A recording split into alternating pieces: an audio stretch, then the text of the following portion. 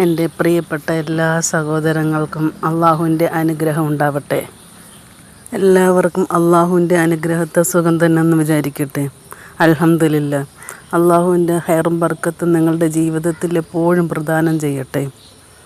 നിങ്ങളുടെ സപ്പോർട്ട് എപ്പോഴും എനിക്കുണ്ടാകണം ഇൻഷാ അല്ലാഹ്. എല്ലാവരും ഒന്ന് ലൈക്ക് ചെയ്ത് സപ്പോർട്ട് ചെയ്യണേ. എല്ലാവരും സപ്പോർട്ട് ചെയ്യുമെന്നറിയാം, എന്നാലും ഞാൻ ഒരിക്കൽ കൂടി പറയുന്നു, എല്ലാവരും ഒന്ന് ലൈക്ക് ചെയ്യണേ.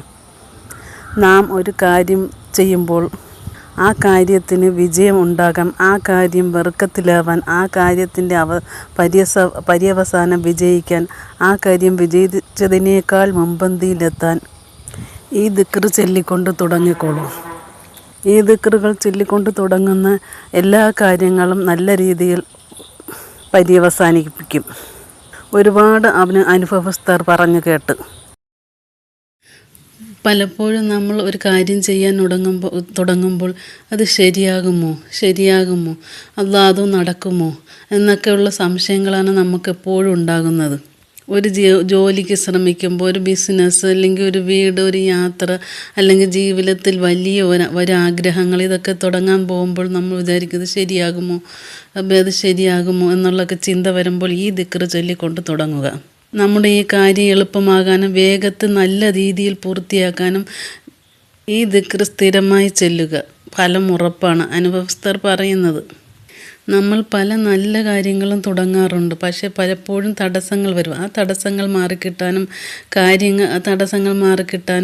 കാര്യങ്ങൾ നീളാനും കാര്യങ്ങൾ എളുപ്പമാവാനും മനസ്സിൽ ഭയം മാറാനും നടക്കുമോ എന്നുള്ള സംശയം മാറാനുമൊക്കെ നമ്മൾ എപ്പോഴും ഓർക്കേണ്ടതാണ്. നമ്മുടെ എല്ലാ കാര്യങ്ങളുടെയും തുടക്കവും അവസാനവും നമ്മുടെ അള്ളാഹുവിൻ്റെ കൈകളിലാണ്.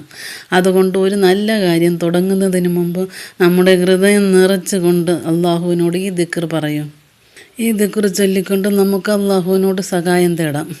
ഒരു 11 പ്രാവശ്യമെങ്കിലും ചൊല്ലിക്കൊണ്ട് തുടങ്ങുക. നമുക്ക് സമയം കൂടുതലുണ്ടെങ്കിൽ 41 പ്രാവശ്യം, 101 പ്രാവശ്യം ഇങ്ങനെയൊക്കെ ചൊല്ലുന്നത് കൊണ്ട് കുഴപ്പമൊന്നുമില്ല.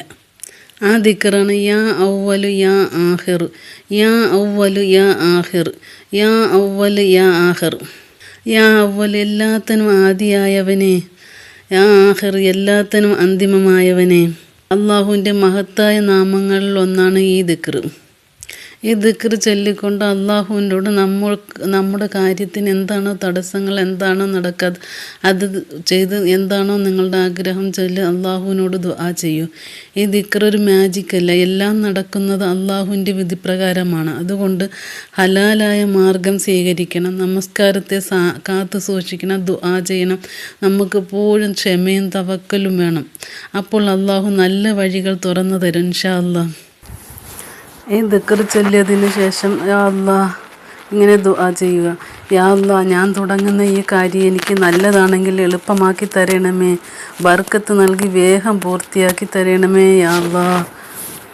ദുആ ചെയ്തതിന് ശേഷം അള്ളാഹു നല്ല വഴികൾ നമുക്ക് തുറന്നു തരും ഇൻഷാ അല്ലാഹ്. അപ്പോൾ എല്ലാവരും ഒരു പ്രാവശ്യം കൂടെ ഹൃദയത്തോട് യാ അവ്വൽ യാ ആഖിർ. അള്ളാഹു നമ്മുടെ നല്ല ആഗ്രഹങ്ങളെല്ലാം ഹലാലായ രീതിയിൽ നിറവേറ്റി തരുമാറാകട്ടെ. ആമീൻ. ഈ ദിക്ർ നിങ്ങൾക്ക് ഉപകാരപ്പെട്ടുവെങ്കിൽ കമൻറ്റ് ചെയ്ത്, ലൈക്ക് ചെയ്ത്, ഷെയർ ചെയ്യൂ.